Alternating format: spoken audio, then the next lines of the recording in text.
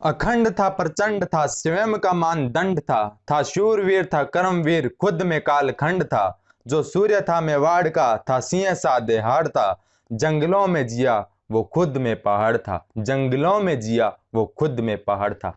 महाराणा प्रताप की जयंती पर शत शत नमन।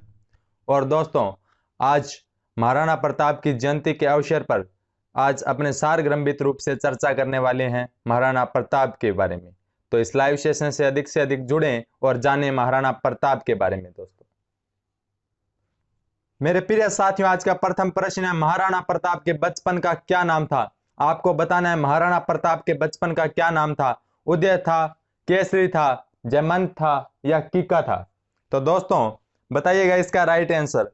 दोस्तों, इसके बात करूं मैं इसके राइट आंसर की, तो महाराणा प्रताप के बचपन का नाम क्या था? कीका था दोस्तों। और भीलों में छोटे बालक को कीका कहते हैं। भील होते हैं, जो भील होते हैं वो छोटे बालक को क्या कहते हैं? कीका कहते हैं। तो दोस्तों, बात करूं अन्य विकल्प की, तो दोस्तों उदय सिंह महाराणा प्रताप के पिता थे। उदय सिंह महाराणा प्रताप के पिता थे। बात करूं मैं जयमंत लिखा हुआ है, लेकिन बात करूं मैं जयंता की, बात करूं मैं जयंता बाई की, तो महाराणा प्रताप की माता थी।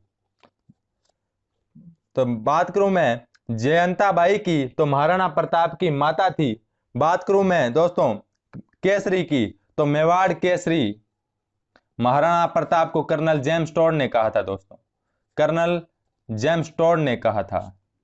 तो महाराणा प्रताप के बचपन का नाम था दोस्तों कीका, महाराणा प्रताप के पिता का नाम था उदय सिंह, और महाराणा प्रताप की माताजी का नाम था जयंता बाई, और मेवाड़ केसरी महाराणा प्रताप को कर्नल जेम्स टॉड ने कहा था। बात करूं दोस्तों मैं महाराणा प्रताप की पत्नी की, तो महाराणा प्रताप की पत्नी का नाम था दोस्तों अजब दे पंवार।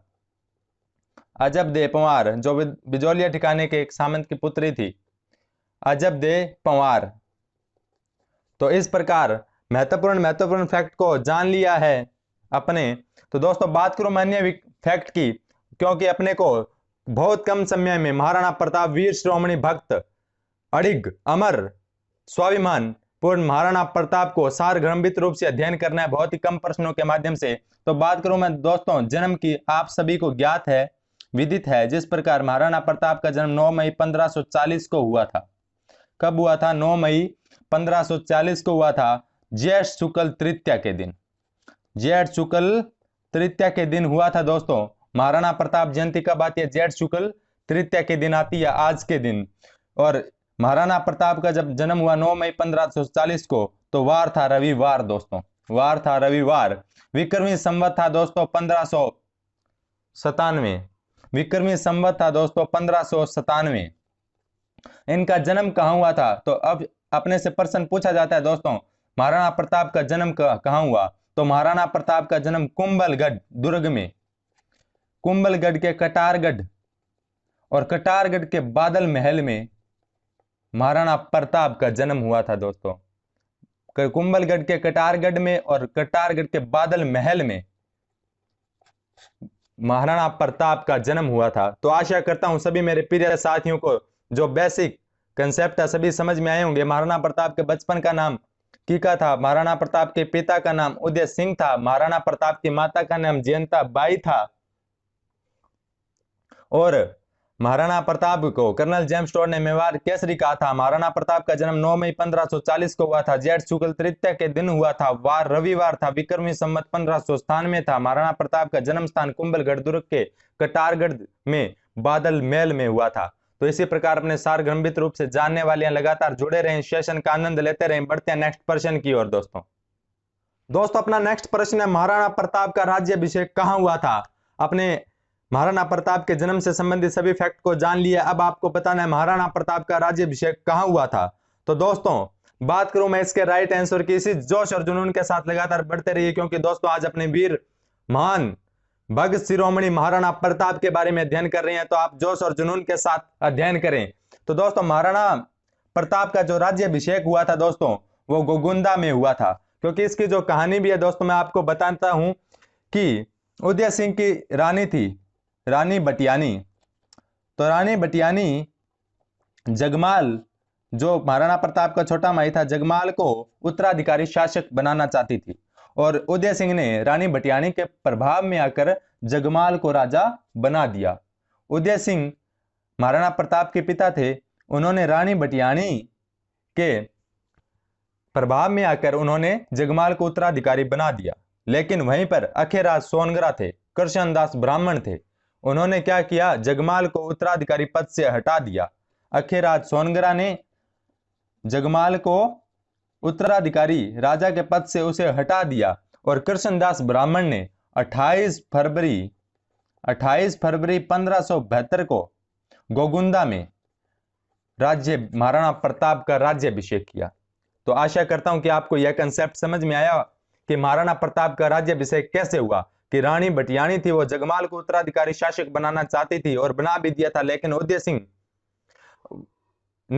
सिंह के द्वारा बनाने के कारण अखेराज सोनगरा थे और कृष्णदास ब्राह्मण थे। उन्होंने 28 फरवरी 1572 को गोगुंदा में महाराणा प्रताप का राज्याभिषेक किया कि महाराणा प्रताप भी एक उत्तराधिकारी शासक के रूप में अपना कार्यभार संभाल सकते हैं। तो महाराणा प्रताप को मेवाड़ का शासक बनाया और राज्याभिषेक किया और गोगुंदा में उनका राज्याभिषेक हुआ।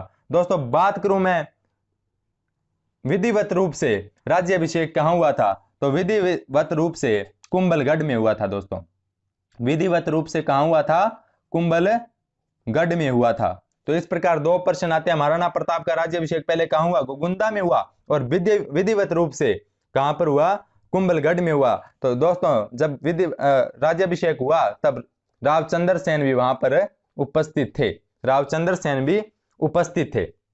तो इस प्रकार अपने महत्वपूर्ण तथ्यों के बारे में जान लिए हैं।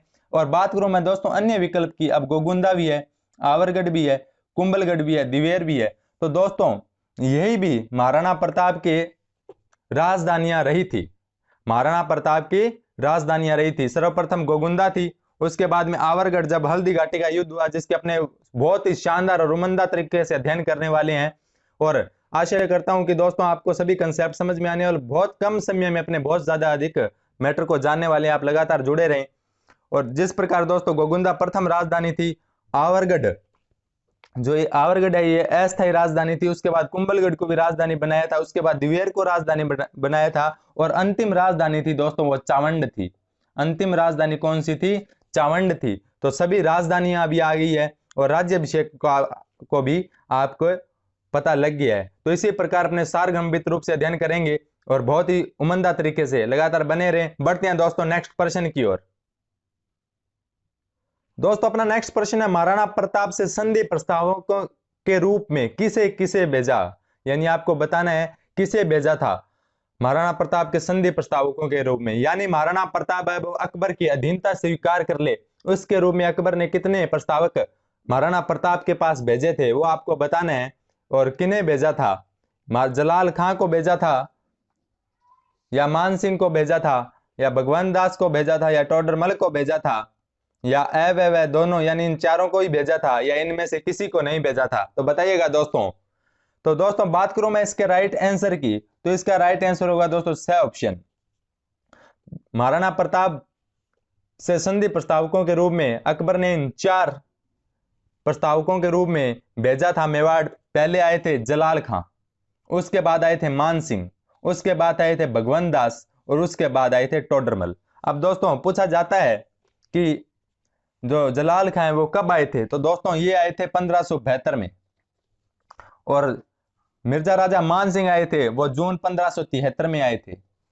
ये सितंबर, भगवंत दास है ये सितंबर 1573 में आए थे, और टोडरमल दिसंबर 1573 में आए थे। इस प्रकार 3 जो शासक थे वो तो आए थे दिसंबर 1573, जो 1573 में आए थे, और जलाल खां थे वो 1572 में आए थे। अब दोस्तों कहानी क्या हुई कि महाराणा प्रताप के संधि प्रस्तावकों के रूप में भेजा था, लेकिन अड़िग महाराणा प्रताप वीर शिरोमणि अकबर की अधीनता स्वीकार नहीं की, अंत तक नहीं स्वीकार की। युद्ध करते रहे, लेकिन युद्ध मंजूर था, लेकिन उन्हें अधीनता स्वीकार नहीं थी। तो दोस्तों बात है सन 1576 ईस्वी की। 1570 ईस्वी में अजमेर दरगाह पर अकबर आ रहे थे जियारत करने। अकबर जियारत करने अजमेर दरगाह पर आ रहे थे, तो उन्होंने मैगनीज दुर्ग में विश्राम करने के लिए रुके।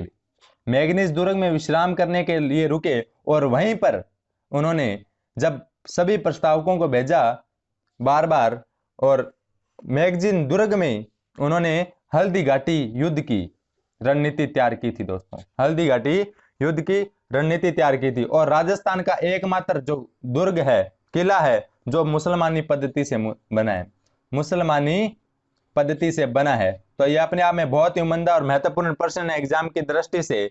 और दोस्तों मैगनीज दुर्ग को राजस्थान का शस्त्रागार भी कहा जाता है। राजस्थान का शास्त्रागार यानी हथियार रखे जाते हैं, शास्त्रागार कहा जाता है। और अकबर का दौलत खाना भी इसे कहा जाता है, अकबर का दौलत खाना। तो इस यहां पर क्या हुआ, जब 1570 में नागौर दरबार आयोजित किया था अकबर ने, तो सभी राजस्थान के लगभग शासकों ने क्या किया, अकबर की यानी मुगलों की अधीनता स्वीकार कर ली। लेकिन महाराणा प्रताप के पास भी महाराणा प्रताप ने अधीनता स्वीकार नहीं की, और चंद्रसेन भी गए थे जो महाराणा प्रताप के पथ प्रदर्शक माने जाते हैं, वो भी गए थे, लेकिन उन्होंने भी अधीनता स्वीकार नहीं की। तो जब अधीनता स्वीकार महाराणा प्रताप ने नहीं की, तो उन्होंने 4 प्रस्तावकों के रूप में महाराणा अकबर ने भेजा था। जलाल खां को भेजा था, मान सिंह को भेजा था, भगवंत दास को भेजा था, और टोडरमल को भेजा था। तो आशा करता हूं कि आपको सभी कंसेप्ट समझ में आ रहे होंगे। पहले अपने जाना महाराणा प्रताप के बारे में, फिर उनके राज्याभिषेक से संबंधित चर्चा की। अब उनके पास जो प्रस्तावक आए थे अकबर के द्वारा भेजे गए थे, जो क्योंकि अकबर की अधीनता महाराणा प्रताप ने स्वीकार नहीं की थी। अब दोस्तों बढ़ते हैं आगे कि आगे की कड़ी में क्या होता है। दोस्तों नेक्स्ट प्रश्न बहुत ही उम्दा प्रश्न और बहुत ही महत्वपूर्ण प्रश्न की अपने चर्चा करने वाले हैं। हल्दी घाटी का युद्ध कब हुआ? आपको बताना है हल्दी घाटी का युद्ध कब हुआ। 18 जून 1576 को हुआ, 3 अप्रैल 1578 को हुआ, या 1582 को हुआ, या इनमें से कोई नहीं? तो दोस्तों बताइएगा इसका राइट आंसर क्या होगा। और हल्दी घाटी के युद्ध में अपने शानदार तरीके से अध्ययन करने वाले हैं दोस्तों, क्योंकि अपने वीर शिरोमणि महाराणा प्रताप के बारे में अध्ययन करने हैं। सूरज का तेज भी फीका पड़ता था, सूरज का तेज भी फीका पड़ता था, जब राणा तू अपना मस्तक ऊंचा करता था। थी राणा तुझ में ऐसी कोई बात निराली, थी राणा तुझ में ऐसी कोई बात निराली, इसलिए अकबर भी तुझसे डरता था, इसलिए अकबर भी तुझसे डरता था। तो दोस्तों अपने महाराणा प्रताप के बारे में अध्ययन कर रहे हैं, लगातार जुड़े रहे और जोश और जुनून के साथ अध्ययन करते रहे।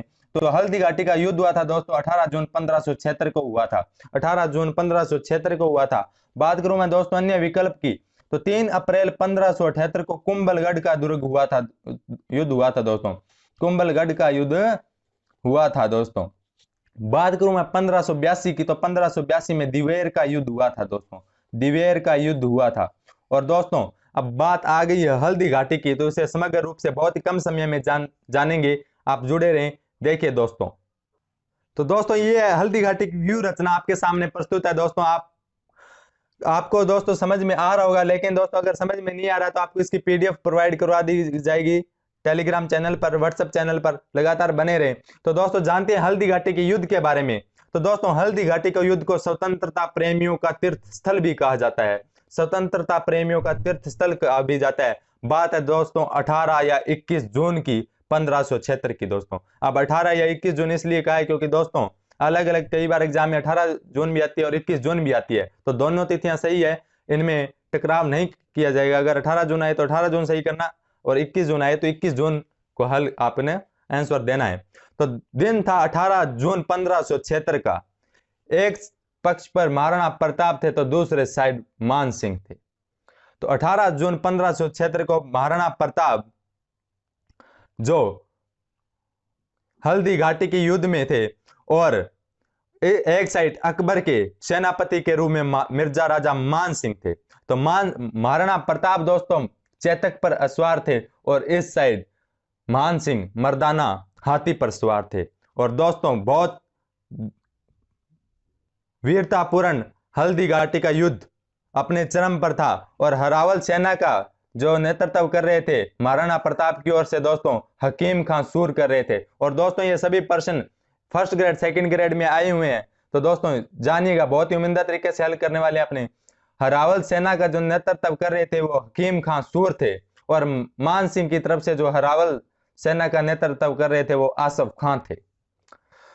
तो दोस्तों इस साइड चंद्रावल सेना का जो नेतृत्व करते महिर खां थे, और इस साइड जो चंद्रावल सेना का नेतृत्व कर रहे थे वो पुंजा भील थे। तो महाराणा प्रताप की तरफ से जो भील सेनापति थे वो पुंजा भील थे, और महाराणा प्रताप के वाम पार्श्व में झाला बिदा थे, और दक्षिण पार्श्व में राम शाह थे। इस साइड मान सिंह, मिर्जा राजा मान सिंह, और वाम पार्श्व में अहमद खां थे, और दक्षिण पक्ष में गाजी खां थे। इस प्रकार सेना को सुव्यवस्थित किया गया था हल्दी घाटी के युद्ध में। और दोस्तों हल्दी घाटी का युद्ध का जो लाइव टेलीकास्ट यानी इतिहास रचा, आंखों देखा हाल का वर्णन कर रहे थे वो थे बंदायूनी, और बंदायूनी ने हल्दी घाटी के युद्ध का वर्णन मुंतखब उफ तवारीख में किया है, मुंतखब उफ तवारीख में किया है, मुंतखब उफ तवारीख में किया है। तो दोस्तों अबुल फजल ने महाराणा इस हल्दी घाटी के युद्ध को खमनौर का युद्ध कहा है, तो इसी साइड बंदायूनी ने महाराणा प्रताप के यानी हल्दी घाटी के युद्ध को गोगुंदा का युद्ध कहा है। तो दोस्तों जानिएगा, अब दोनों सेनाएं वीरतापूर्ण युद्ध कर रही थी, हल्दी घाटी के मैदान में थी, और महाराणा प्रताप की सेना वीरतापूर्वक युद्ध करते करते करते करते मुगल सेना को पीछे की ओर धकेल दिया था, और बनास नदी जो राजसमंद में थी, बनास नदी की ओर यहां तक खदेड़ दिया था।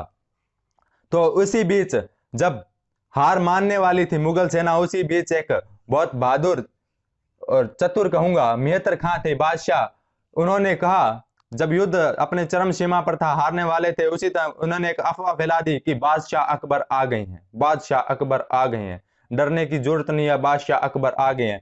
तो इससे मुगल सेना में पुनः जोश और जुनून आ गया, और उन्हें साहस के साथ पुनः युद्ध करना शुरू किया, और महाराणा प्रताप की सेना को एक बार पीछे की ओर धकेल दिया। तो ये हल्दी घाटी का युद्ध था। और हल्दी घाटी के युद्ध दोस्तों जो महाराणा प्रताप की सेना ने पड़ाव डाला था वो लोह सिंह गांव राजसमंद में डाला था, लोहा सिंह गांव राजसमंद में डाला था। और मान सिंह की सेना ने जो पड़ाव डाला था वो मोलेला गांव राजसमंद में डाला था।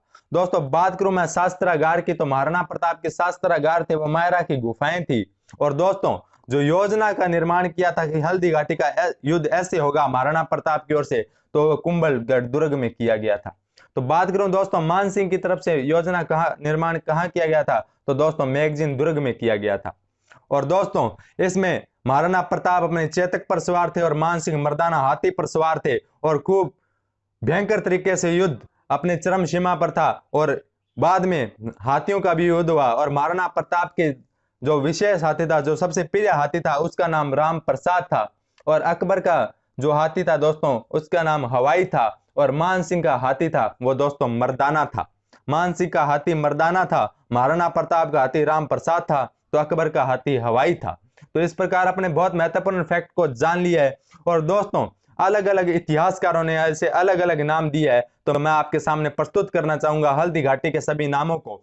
दोस्तों इसके उपनाम है, हल्दी घाटी के युद्ध को बादशाह बाग का युद्ध कहा जाता है, हल्दी घाटी को हाथियों का युद्ध कहा जाता है, हल्दी घाटी को गोगुंदा का युद्ध कहा जाता है, हल्दी घाटी को खमनौर का युद्ध कहा जाता है, हल्दी घाटी को रखतलाई का युद्ध कहा जाता है। तो आशा करता हूं सभी मेरे प्रिय साथियों को यह कंसेप्ट समझ में आया होगा। बढ़ते हैं दोस्तों नेक्स्ट प्रश्न की ओर।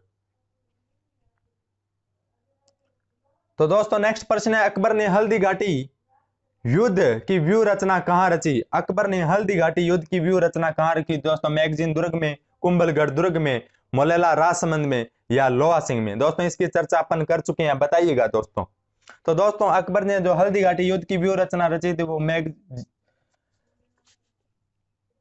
मैगजीन दुर्ग में रची थी। दोस्तों ये गलत है, थोड़ा इसे इंप्रूव कर लीजिए, मैगजीन दुर्ग में रची थी। बात करूं दोस्तों महाराणा प्रताप ने, तो महाराणा प्रताप ने कुंभलगढ़ दुर्ग में रची थी, तो अपने इनकी चर्चा कर चुके हैं। तो मोलेला में तो दोस्तों मिर्जा राजा मान सिंह की जो सेना थी उन्होंने मोलेला गांव में पड़ाव डाला था, और ऐसे लोहा सिंह गांव में महाराणा प्रताप की सेना ने पड़ाव डाला था। तो आशा करता हूं कि जो सभी कंसेप्ट है मेरे प्रिय साथियों को सब समझ में आ रहे होंगे, और अपने विस्तृत रूप से अध्ययन कर रहे हैं दोस्तों, क्योंकि कोई और नहीं वह राणा था, कोई और नहीं वह राणा था, राजपूतों में सबसे सियाना था। अकबर को घुटने गिरा दिया, अकबर को घुटने गिरा दिया, हल्दी घाटी में सजा दिया, चिंगारी बन चेतक पर मुगलों की लंका जला दिया, वीर बड़ा स्वाभिमानी था हमें गर्व करना सिखा दिया, वीर बड़ा स्वाभिमानी था हमें गर्व करना सिखा दिया। तो महाराणा प्रताप की जयंती पर अपने बहुत ही उमदा तरीके से अध्ययन कर रहे हैं, आप लगातार जुड़े रहे हो दोस्तों। अगर आपको यह सेशन अच्छा लग रहा है तो जरूर लाइक बटन प्रेस कीजिएगा, कमेंट में भी अपना प्रत्युत्तर जरूर दीजिएगा। दोस्तों बढ़ते हैं नेक्स्ट प्रश्न की ओर। दोस्तों अपना नेक्स्ट प्रश्न है, हल्दी घाटी युद्ध को किन किन नामों से जाना जाता है? हाथियों का युद्ध, गोगुंदा का युद्ध के नाम से जाना जाता है, खमनौर के युद्ध के नाम से जाना जाता है, या उपयुक्त सभी के नाम से जाना जाता है? तो इसके भी चर्चा अपने कर चुके हैं दोस्तों, बताइएगा इसका राइट आंसर। तो दोस्तों इसका राइट आंसर होगा द ऑप्शन, क्योंकि हल्दी घाटी को युद्ध हाथियों के युद्ध के रूप में भी जाना जाता है, गोगुंदा के युद्ध के रूप में भी जाना जाता है, खमनौर के युद्ध के रूप में भी जाना जाता है, रकतलाई के युद्ध के रूप में भी जाना जाता है, बादशाह बाग के युद्ध के रूप में जाना जाता है। तो दोस्तों यह कंसेप्ट अच्छी तरीके से क्लियर हो गया होगा आपका। हाथियों का युद्ध, गोगुंदा का युद्ध, खमनौर का युद्ध, रकतलाई का युद्ध, बादशाह का युद्ध। तो इस प्रकार दोस्तों जोश और जुनून के साथ अध्ययन करते रहें। बढ़ते हैं नेक्स्ट प्रश्न की ओर।